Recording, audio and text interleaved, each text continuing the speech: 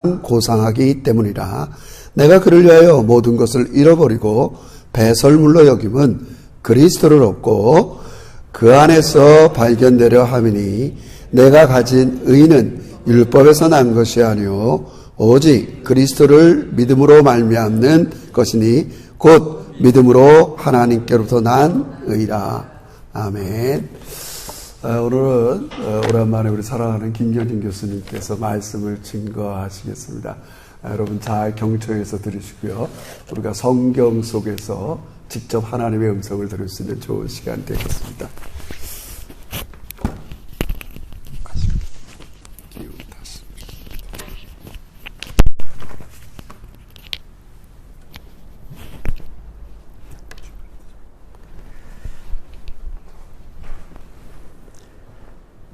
반갑습니다.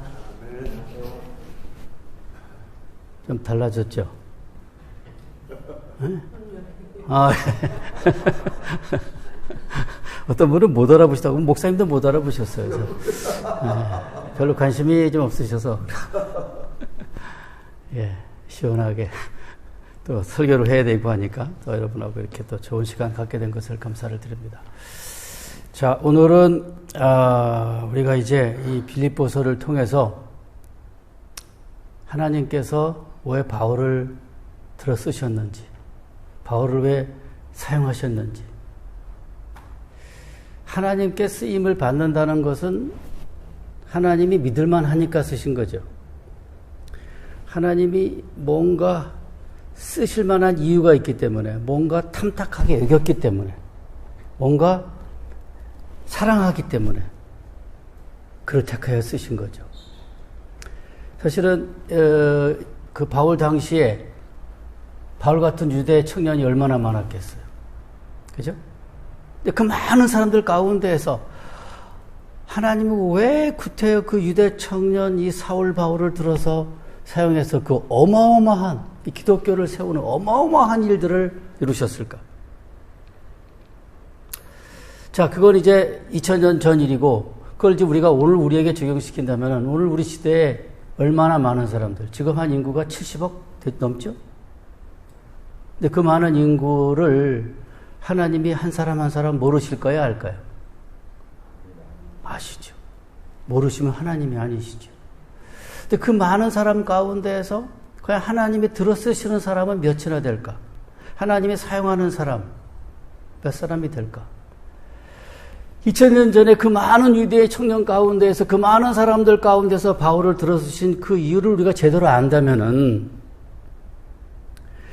하나님 바울을 사랑할 수밖에 없었던 이유를 안다면은 오늘 우리 시대에 우리도 그걸 우리 자신에게 적용해서 한 번밖에 없는 인생인데 한 번밖에 없는 삶인데 한번 하나님 앞에 붙들려서 좀 멋지게 사용될 수 있지 않을까. 그런 의도로 이제 우리가 오늘 말씀을 함께 나누고자 하는 것입니다. 자, 여러분, 오늘 이제 우리 최 집사님 기도 가운데도 그 언급하셨습니다만은 저도 기도할 때 깨달은 것 중에 하나가 뭐냐면은 여러분 우리가 거의 종말을 얘기하죠. 종말. 마지막 때 종말을 얘기할 때 우리는 이제 종말론, 뭐 종말 그러면 뭐 역사의 마지막 우주의 종말, 뭐 예수께서 재림하시고 뭐 이렇게 역사적이고 우주적인 종말만을 생각하기 쉬운데 물론 그것도 맞는 얘기예요. 궁극적으로는 그런 일이 있을 줄로 믿습니다. 그러나 종말을 얘기할 때는 또 개인적인 종말이 있는 거예요. 우주적인 역사적인 종말은 앞으로 이제 다가오겠죠.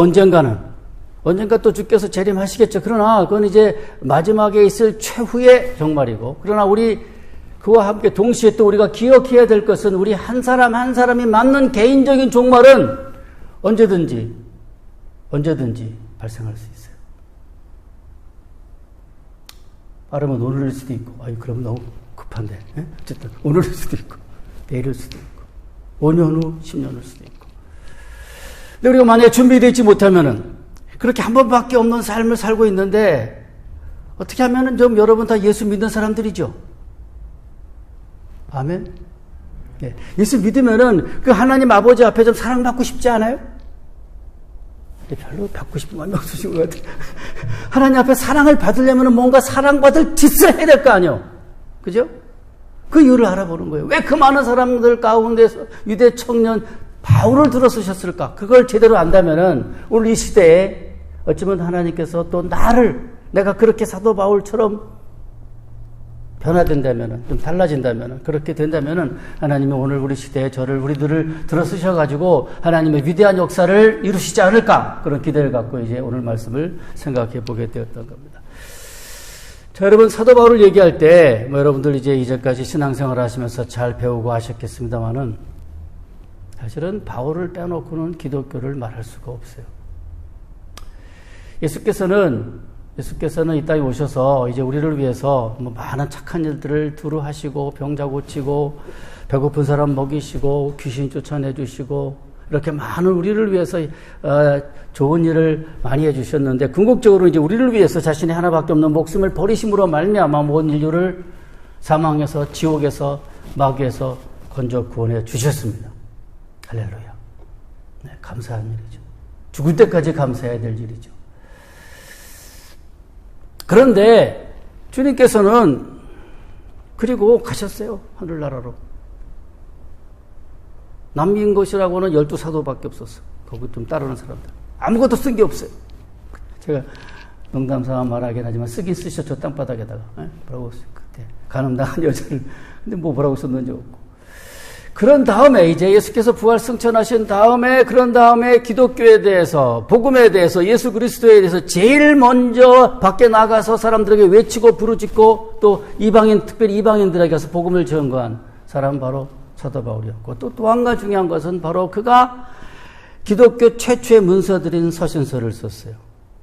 그전까지는 기독교에 대해서 아무런 쓰여진 게 없어요. 복음서도 그 나중에 쓰여졌어요. 그러니까 기독교 최초의 문서들은 다 바울이 쓴 거예요. 또 중요한 것은 그 바울이 쓴 편지들이 그대로 오늘 우리가 믿는 교리가 됩니다. 우리가 믿는 교리의 대부분이 다 바울 서신에서 왔어요. 따라서 바울 서신을 빼놓는 기독교를 말할 수가 없어요. 그러니까 기독교의 교주자, 창시자는 사실은 예수님이시긴 하지만 그러나 기독교의 건설자는 바울이에요. 바울이 없으면은 기독교를 말할 수가 없어요. 왜 교리가 빠지게 되니까. 그래서 우리는 이제 이 바울이 갖는 그 중요한 위치, 그래서 어떤 사람들은 그걸 너무 극단적으로 표현해서 우리는 오늘날 예수교를 믿는 게 아니라 바울교를 믿는다라고 말하는 사람도 있을 정도로.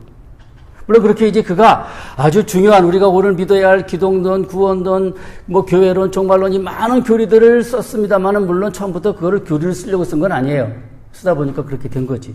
어쨌든 간에 그런 교리가 바로 오늘 우리가 믿는 뼈대가 된 것이고 이것이 없으면 기독교를 말할 수가 있는데 따라서 그만큼 바울이 중요하고 위대하고 중요한 건 사실이지만은 그러나 우리가 바울을 그렇게 얘기할 때 한 가지 빼놓지 말아야 할 중요한 사실은 바울이 우리를 위해 죽지 않았습니다.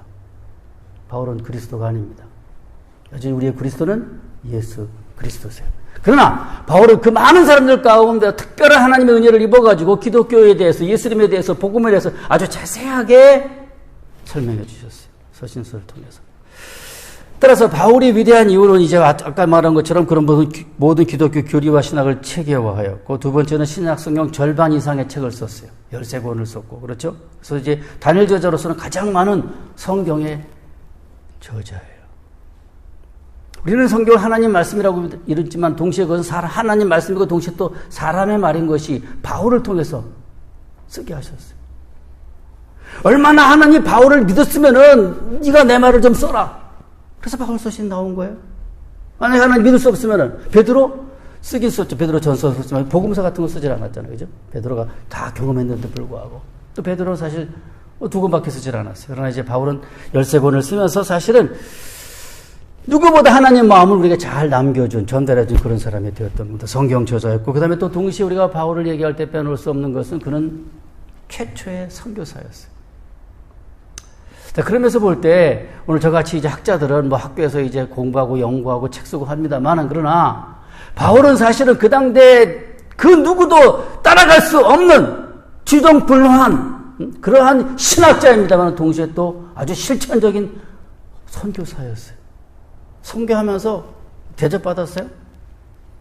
고린도후서 11장 보세요. 보면 얻어맞고 굶고 헐벗고 그냥 강도의 위험 받아 무슨 그야말로 인간적으로 보면 그렇게 불쌍한 삶을 산 사람이 없어요.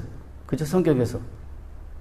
어떻게 보면 하나님이 가장 사랑한 사람이고 하나님을 가장 사랑한 사람이고 그러면 우리가 생각할 때는 그냥 고대 광실에서 호와 호식을 누리며 살 것 같은데 그러나 그의 삶은 인간적으로 볼 때 가장 불쌍한 삶이었어요.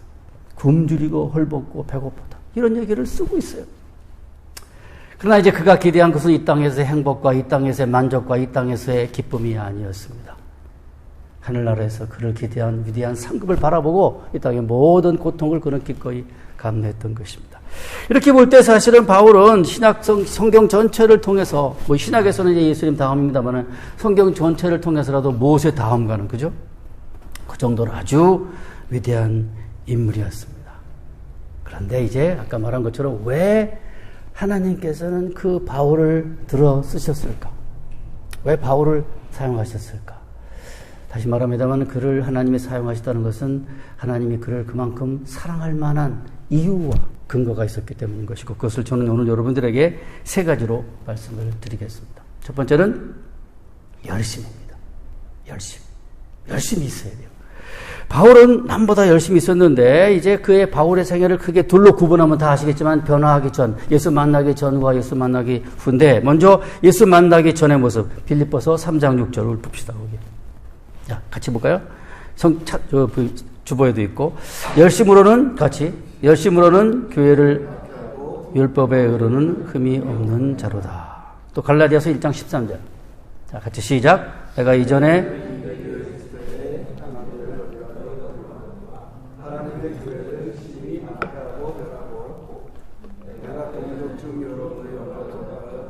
유대교를 지나치게 믿어 내 조상의 전통에 대하여 더욱 열심히 이 두 구절을 보면은 빌립보서와 이 갈라디아서를 보게 되면은 바울은 예수님 만나기 전에도 열심히 있었어요. 열심으로 교회를 박해하고 이 또 열심으로 예수 믿는 사람들을 박해했을 뿐만 아니라 또 내 조상의 전통에 대해서 아주 더 열심히 있었다. 그러니까 바울은 이 인간적으로 그의 그 성품이 그의 그 개성이 뭐라고 그럴까 인격이 맡겨진 일은 무엇이든지 최선을 다하는 사람이었어요. 예수 믿기 전에는 어쨌든 간에 열심으로 자기 전통에 대해서 열심히 있었기 때문에 또 그렇게 열심히 나가서 박해도 할 수 있었던 것이겠죠. 어쨌든 그런 열심히 있었어요. 자, 그런데 이런 열심, 그러나 그건 잘못된 열심이죠. 물론 바울은 회심하기 전에는 그것이 하나님을 기쁘시 하는 줄 알았어요. 그러나 이제 다메섹에서 부활하신 그리스도를 만난 다음에 이것이 잘못됐구나. 만약에 자기가 잘하고 있는 일이고 하나님을 기쁘시게 하는 일이라면 다메섹에서 하나님 뭐라고 바울에게 말해야 돼요. 먼 다메섹까지 올라와서 예수 믿는 사람 핍박하니까 바울아 얼마나 수고가 많니? 네가 나를 위해서 그랬을 거 아니에요. 근데 거기서 뭐라고 말합니까? 바울아 어째요 네가 내가 너를 박해하느냐는 말을 듣고 이게 잘못됐구나 깨달았죠. 그래서 그는 큰 깨달음을 얻고 그 다메섹에서의 회심이 어쩌면 기독교를 탄생했을 정도로 그렇게 어마어마한 사건이에요. 달라졌어요. 그러나 어쨌든 그는 그 전에 예수 믿기 전에도 이렇게 맡겨진 일에는 최선을 다하는 그런 열심 있는 남다른 열심을 간직한 사람이었습니다. 이제 예수 만난 후에 보겠습니다. 어떻게 됐는가 보면은 자 이제 고린도후서 11장입니다. 같이 볼까요? 이제 시작. 그들이 정신없는 말을 하거니와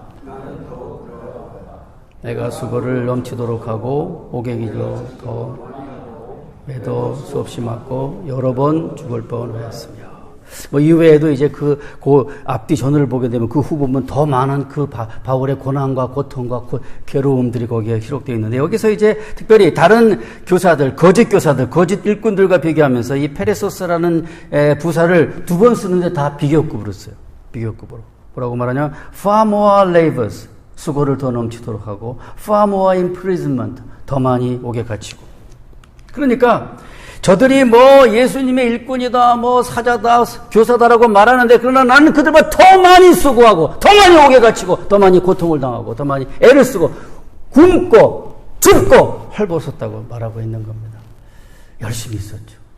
회심한 다음에는 이제 뭡니까? 자기가 잘못 깨달았던 것을 뉘우치라듯이 더 열심히 복음을 위해 증거하면서 그로 인하여 당하는 모든 고통을 기꺼이 달갑게 받게 되었던 겁니다. 이렇게 볼 때 사실은 바울은 예수님 만나기 전이나 후나 동일하게 그의 성품상, 그의 성격이 뭐냐면은 맡겨진 일에는 최선을 다하는 그런 모습이 있어요. 맡겨진 일엔 열심을 다하는 모습이 있어요. 여러분도 그런 사람 보면은 사랑이 가지 않습니까? 예? 맡겼는데 대충 적당하게 그냥 눈치나 보고 말이지. 그렇죠? 그런 사람들 보면은 맡기고 싶은 마음이 안 생길 거예요. 그죠? 열심히 뭔가 맡겨주면은 뭔가 그걸 최선을 다해서 뭔가 만들어내려고 이러려고 노력하는 그런 모습 보여야지. 눈치나 살살 보고 적당하게 뒤에서 말이지. 예? 그렇게 되면은 주인의 마음에 흡족하지 않죠. 하나님 마음에 흡족하지 않죠. 여러분, 우리가 분명히 알아야 할 것은, 여러분 하나님 믿으시죠? 그죠? 그런데 동시에 또 하나님도 나를 믿을 수 있어야 돼요. 그러니까 하나님이 나를 믿을 수 있어야 맡기는 거 아닙니까? 제 대학 때 사당동에서 우리 동기 하나가 그러더라고. 하늘을 향하여, 하나님 나 믿습니까? 하나님 나 좀 믿어주십시오. 믿을 만한 구석이 있어야 믿을 거 아니에요. 그렇죠?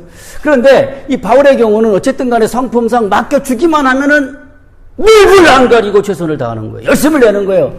그런 사람 하나님이 사랑하시겠죠.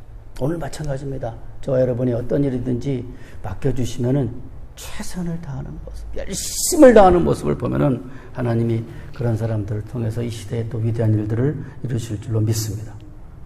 두 번째로 사도 바울은, 두 번째는 뭐냐면은 변화예요, 변화. 뭐 변화하면 우리가 이제 사도 바울을 얘기할 때 늘 따라다니는 것이겠죠. 바울은 한마디로 말해서 이제 그 전까지는 그야말로 열심으로 예수 믿는 자를 잡아서 핍박하고 죽이고, 그래서 그 중에 스데반도 이제 죽음을 당했습니다만, 그런데 이제 변화했어요. 다메섹에서 부활하신 그리스도를 만난 다음에 달라졌어요. 어떻게 달라졌는가? 그 달라진 것을 오늘 이제 우리의 빌립보서 3장 7절 보겠습니다. 7절부터 9절까지 같이 읽겠습니다. 시작. 그러나 무엇이든지 내게 유익하던 것을 내가 그리스도를 위하여, 또한 모든 것을 해로 여김은 내 주 가장 고상하기 때문이라. 내가 그를 위하여 모든 것을 잃어버리고 배설물로 여김은 그리스도를 얻고 그 안에서 발견되려 함이니. 그러니까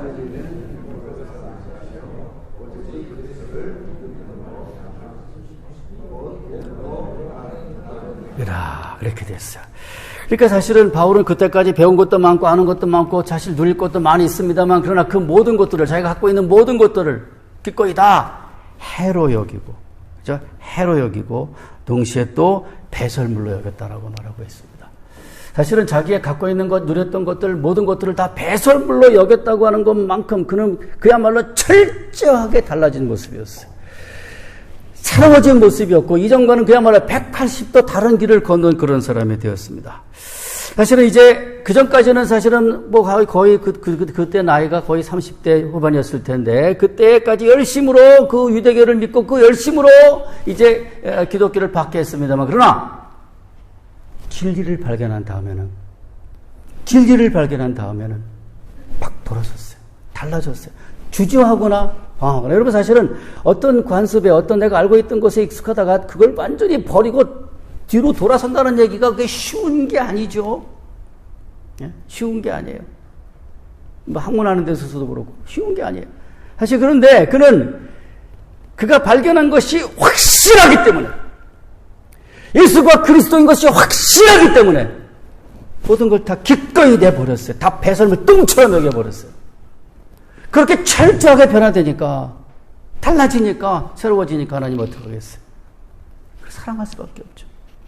한마디로 말해서 유대교와 기독교 사이에 머뭇머뭇거리거나 주저하거나 방황하지 않았습니다.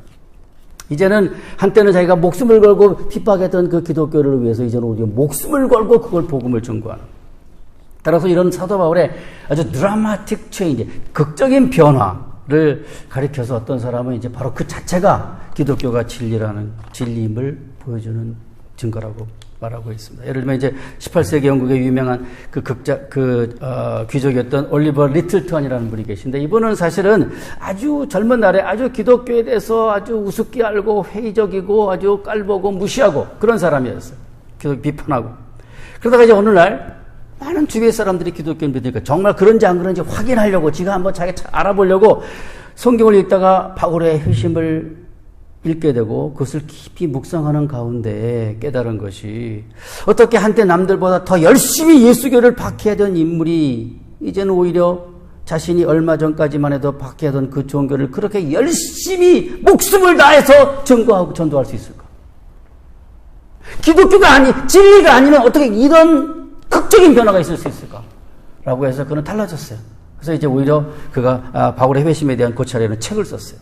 바로 바울의 회심이야말로 기독교가 거룩한 계심을 가리키는 아주 확실한 증거임을 그는 깨달았던 것입니다.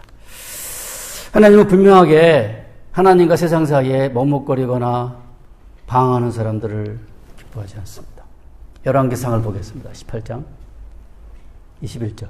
자, 읽겠습니다. 시작. 엘리야가 가까이 나와 이르되 너희가 어느 때까지 둘 사이에서 머뭇머뭇하려느냐. 여호와가 만일 하나님이면 그를 따르고 바알이 만일 하나님이면 그를 따를지니라 하니 백성이 한마디도 대답하지 아니하는지라. 왜 백성이 한마디 말도 못할까? 그들은 여전히 방황하고 있거든요. 진리를 알면서도 그걸 따라가지 못하고 왜? 그걸 따라가려니까 많은 것을 잃어버리고 손해가 날 것 같아서. 자, 여러분, 이렇게 하나님과 세상 또는 우상 사이에서 방황하는 사람들, 주저하는 사람들, 머뭇거리는 사람들, 하나님은 절대로 기뻐하시지 않고 절대로 그런 사람들을 들어 쓰시지 않습니다. 쓰실 수가 없죠. 못 믿는데 어떻게 쓰겠어요? 1980년대에 저도 이제 그때 대학원을 다니고 있었는데 그때 서울대학 신문에 일반 신문에 이제 서울대 국문과 여대 여학생이 그만 자살을 했어요. 여러분 80년도에 이제 뭐 민주화의 봄이라 해가지고 혹시 여러분 뭐 아는 분도 계시고 아직 젊으셔서 모르시는 분도 계실 텐데 자 그때 이제 아다시피 이제 뭐 많은 데모가 있었어요. 그래서 이제 그 학교마다 뭐 데모가 있었고 저도 이제 수업하다가 그냥 그 관악산에 거기에 그냥 막 데모하는 바람에 그 옆 울타리를 막 타고 놓고 그러고 방과 후에 나온 적이 있었는데 그때 어떤 한 학생이 왜 그렇게 자살했냐면은 학생들 사이에 이 데모파와 반대파 사이에 자기가 끼인 거예요.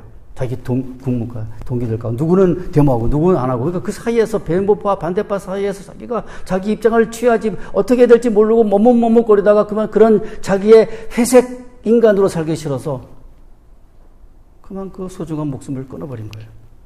얼마나 괴로웠으면은 이러지도 못하고 저러지도 못하고 그렇죠? 그런 그 둘 사이에서 방황하고 주저하다가 끝내 그 소중한 목숨을 포기하고 만 것입니다. 이러한 소위 회색 인간으로 살기 싫다고 그랬던 거죠. 여러분 우리가 다 예수 믿기 전에 다 어떤 인간이었어요? 우리는 다 까만색 인간이었어요. 흑색 인간이었어요. 다 죄와 욕심과 욕망으로 다 더러워진 인간이었는데 예수 그리스도를 믿음으로 말미암아 우리 때문이 아니라 예수 그리스도의 공로 십자가의 보혈로 말미암아 우리가 다 깨끗하게 된 흰색 인간이 됐죠. 아멘. 근데 흰색이 됐는데 왜 자꾸 더러운 거 묻히고 다니냐고. 응? 그러면 어떻게 돼요? 그럼 다시 또 이게 회색이 되잖아요. 하나님은 그걸 기뻐하시지 않습니다. 하나님과 바알 사이에서 머뭇거리던 저들을 하나님께 엘리야가 지적하고 비판한 것처럼 여러분 분명한 것은 우리가 예수가 진리이고 기독교가 진리이고 이것이 사실인 것이 분명하다면 이제 목숨 걸고 믿어야 돼요. 내 모든 것을 걸고 따르고자 하는 그런 결단이 있어야 돼요. 그래서 완전히 검은색에서 흰색으로 바뀌어야 하나님께서 너 달라졌구나. 이제 내가 너 믿을 수 있겠다. 그런데 달라졌다고 말은 하는데 계속 뭡니까? 이제 검은 걸 자꾸 묻히고 다니면은 하나님은 들어쓰시려가도 주지 않은 거죠. 여러분 우리가 이제 그 디모데후서 보게 되면은 어느 집에 그릇이 여러 개 있는데 그죠? 그릇이 있는데 금그릇도 있고 은그릇도 있고 나무 그릇, 질그릇이 있는데 어떤 그릇 써요? 여러분 집에 손님이 한대 갑자기 누가 한대 이게 뭐 금으로 된 그릇 있는데 어떤 그릇 써요? 만약에 금그릇인데 어때? 개수대에 들어가 있어 더러워가지고 그러면 쓸 수 있어요? 없어요? 못 써요. 깨끗한 그릇 쓰는 거예요. 그러니까 내가 지금 금그릇이다 금수저다 은수저다 뭐 관계없이 하나님 앞에서는 뭡니까? 깨끗한 그릇을 들어 쓰시는데 깨끗한 그릇은 뭡니까? 달라진 사람이죠. 달라진 모습이죠. 그렇게 우리가 하나님 앞에서 철저하게 달라졌을 때 하나님께서는 이제 네가 내 아들이구나, 내 딸이구나 하고 우리를 들어서 하나님의 귀한 사역에 들어 쓰실 줄로 믿습니다. 물론 이런 말 들으면은 목사님 내가 몰라요. 안 되는걸요. 어떻게 해야 돼요? 더 날마다 넘어질수록 더 오뚜기처럼 일어나는 노력이 있어야 될 줄로 믿습니다. 세 번째는 이제 사도 바울은 겸손한 인물이었습니다. 물론 아까 우리가 이제 고린도후서 11장 보게 되면은 막 그 거짓 교사와의 이렇게 거짓 교사와의 비교를 통해서, 그렇죠? 비교를 통해서 자신이 이제 뭐 더 많이 고생하고 더 많이 수고하고 했다는 얘기를 하는데, 그러면서 좀 교만한 것처럼 보일지 모르겠습니다만 그것은 뭡니까? 그들의 그 잘못된 신앙과 신학은 그 잘못됐기 때문에 그걸 오히려 어떤 데서는 바울은 저주를 선언해 그들에게, 그죠? 따라서 그건 이제 결코 교만의 차원으로 볼 것이 아니라, 그럼 이제 바울이 겸손한 인물이라는 사실을 어디서 알 수 있을까? 우리 한번 먼저 고린도전서 15장 9절을 보겠습니다. 같이 시작. 나는 가장 작은 자라. 내가 하나님의 교회를 받게 하였으므로 사도라 칭함을 받기를 감당치 못할 자니라. 또 뒤에 그 앞에 8절 보게 되면 만삭되지 못하여 난 자다. 그렇게 자기를 말해요. 덜 떨어진 사람이 이렇게 자기를 스스로 말하는데, 즉 자기를 표현할 때 고린도전서에서는 이제 사도 중에서 아주 가장 작은 사람, 이거 이제 주후 55년에 에베소에서 기록했습니다. 두 번째, 또 자기를 어떻게 묘사하는가? 에베소 3장 8절 시작. 모든 성도 중에 지극히 작은 자에게 이 은혜를 주신 것은 측량할 수 없는 그리스도의 풍성함을 이방인에게 전하게 하시고. 자, 에베소 3장 8절은 한 59년, 그러니까 고린도전서가 쓰여진 다음에 또 한 4년 후에 기록된 거예요. 이제는 자기를 누구와 비교합니까? 모든 성도 중에. 한 4년 전에는 모든 사도 중에 작은 자인데 지금은 모든 성도 중에, 예수 믿는 사람들 가운데 나는 작은 자다. 이렇게 자기를 소개하고 있어요. 세 번째, 디모데전서 1장 15절 16절 보겠습니다. 시작. 그리스도 진리를 구하시려고 세상에 내가 교수니라. 그러나 내가 긍휼을 입은 까닭은 예수 그리스도께서 내게 먼저 오래 참을 보이사 그의 주를 믿어 영생 얻는 자들에게 본이 되게 하려 하십니다. 이건 AD 주후 60년 중방에 기록됐으니까 이제 에베소보다 또 역시 5년 후에 기록됐어요. 5년 후에. 근데 이제는 자기를 누구와 비교해요? 죄인 중에 괴수라. 물론 이제 괴수라는 말이 사실 누가 이렇게 번역했는지 참 재밌는데, 원래 죄인, 괴수라는 말은 원문에 없고 원문에는 프로토스, first란 말이에요. first, 첫 번째다. 죄인들이 많은 줄 서 있는데 그 많은 죄인 가운데 내가 첫 번째 죄인이라는 거죠. 그런 뜻인데 우리말로 이걸 괴수라고 하니까 이게 조금 이상해졌어요. 근데 그게 아니에요. 그러니까 그 많은 죄인 가운데 내가 첫 번째 죄인이라는 것은 그만큼 자신의 죄인인 것을 뼈저리게 느끼는, 1등이라는 거지, 교회 중에서. 이렇게 볼 때 처음에는 사도로 여겼다가 한 5년 지난 다음에 자신을 또 성도로 여기고, 그 다음에 또 5년 지난 다음에 자신을 이제 죄인으로 여기는 거예요. 사도에서 성도로 내려왔고 성도에서 죄인으로 내려왔어요. 자기를 그렇게 생각하는 거예요. 그러면 그 10년 동안에 어떤 변화가 있었을까? 그 10년 동안에 사도 바울은 다니면서 얼마나 많은 또 기적을 행하고 능력을 하고 말씀을 전가하고 능력을 얻고, 또 그의 기도할 때 죽은 자가 살아나기도 하고 어마어마한 능력을 받고 누리고, 어떻게 보면 그 사회적 지위도 높아졌는데 능력과 경륜과 학식이 더 많아지고 높아지면 질수록 낮아지고 또 낮아지는 모습. 사도에서 성도로, 성도에서 죄인으로. 이렇게 학식과 경험과 능력이 쌓이면 쌓일수록 오히려 교만하기 쉬운 위치였습니다만, 그러나 오히려 그럴수록 더 내려가는, 더 낮아지는 그런 모습이 하나님을 기쁘시게 안 하겠어요. 우리가 그렇게 낮아질 때 하나님이 참, 너는 정말 참 쓸만하다라고 여기지 않겠습니까? 존 머레이라는 분이 쓴 책, 겸손이라는 책에 있는데, 겸손이라는 책에서 뭐라고 말하냐면은, 겸손이라고 하는 것은 하나님이 주시는 모든 복을 받는 그릇이라고 그랬어요. 여러분, 비 오면은 이게 왜 옛날에 어떤 이게 양동이라 할지 그릇 같은 거 물 받잖아요. 근데 하나님께서 우리에게 많은 이렇게 복을, 축복을, 은사를, 선물을 내려주시는데 그걸 받는 그릇이 뭐라고요? 그릇이 뭐라고요? 겸손이라고요. 겸손이 그러니까 근데 만약에 겸손이 요만한 손바닥만 하다 그러면 요거밖에 없는 거야. 못 받는 거야. 근데 겸손이 그야말로 달아. 이거 일본 말이죠. 달아. 이런 들어봐도 어떻게 그만큼 내가 복 받는 거예요. 그러니까 내가 겸손할수록 내가 낮아질수록 내가 더 나를 겸비하게 낮출수록 그만큼 더 하나님의 복을 받을 줄로 믿습니다. 그래서 교만한 자는 패망의 선봉도 쓸모가 없는 사람들이에요. 오히려 자기가 가질수록 얻을수록 높아질수록 더 낮아지고 겸손할 때 하나님께서는 그런 사람들을 들어서 하나님의 귀한 역사를 이룰 줄로 믿습니다. 자, 비교를 위해서 이제 우리 사무엘상에서 한번 사울을 봅시다. 읽어볼까요? 사무엘상 마지막으로 자 시작. 사무엘이 이르되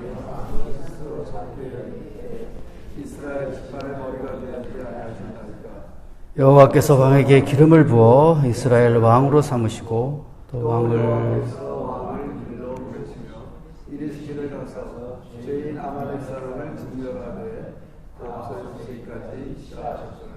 어찌하여 왕이 여호와의 목소리를 청정치 아니하고 혀계에만 급급하여 여호와께서 악하게 여기신 일을 행하였나이까. 자, 이제 이 사울에 대한 얘기죠.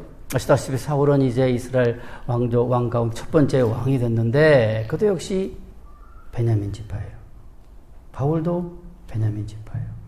바울의 히브리 이름이 사울이에요. 아마도 그 부모가 이제 사울 왕처럼 되라 해서 아마 히브리식 이름을 사울로 진 거예요. 그랬을 때 두 사울 이야기죠. 근데 첫 번째 사울은 겸손했어요. 처음에는. 그래서 뭡니까? 그를 뽑으려 했을 때 마구사에 숨고 그런 겸손을 보였는데 왕이 된다 하면은 교만해져 가지고 여호와의 말씀을 청종치 않냐고 자기 멋대로 행하게 되다 결국 비참하게 비극적으로 죽고 말았습니다.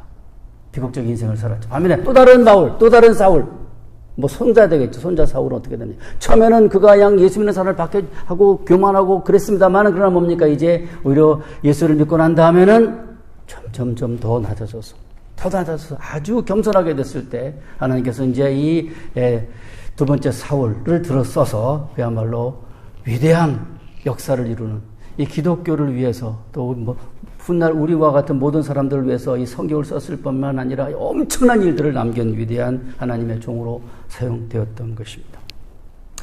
자, 여러분, 오늘 저는 여러분들에게 이제 왜 사도 바울이 그 많은 당시의 유대 청년 가운데에서 하나님께서 특별히 바울을 꼭 집어서 들었었는가를 얘기했습니다.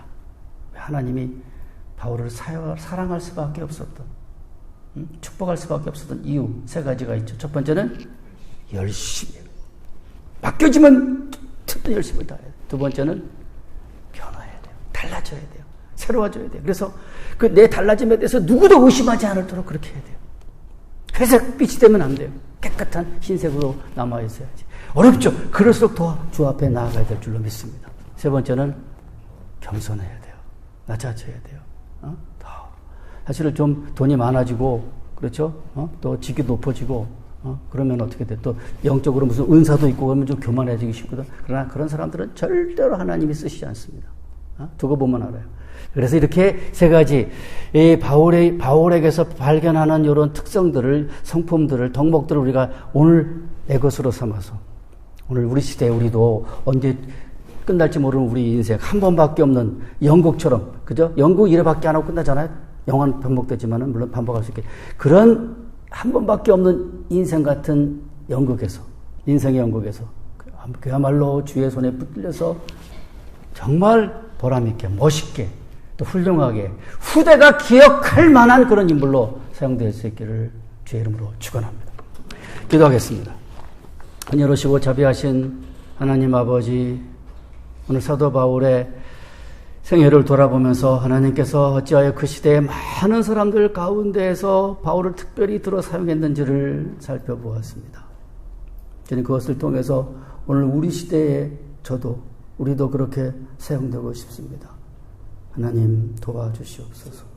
그렇게 돼서 우리를 통해서 우리의 열심과 변화와 겸손을 통해서 주의 제자교회가 변화되게 하시고 부흥하게 하시고 성장하게 하시고 이 사회가 변하고 또 우리가 사는 모든 세상이 달라질 수 있도록 주님 도와주시옵소서.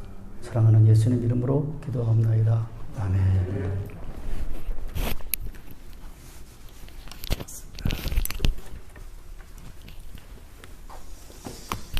감사합니다. 우리 좌우로 한번 인사합시다. 변해야 삽니다. 꼭 하나님께서 여러분과 저를 변화시키고 계시는 걸 믿습니다.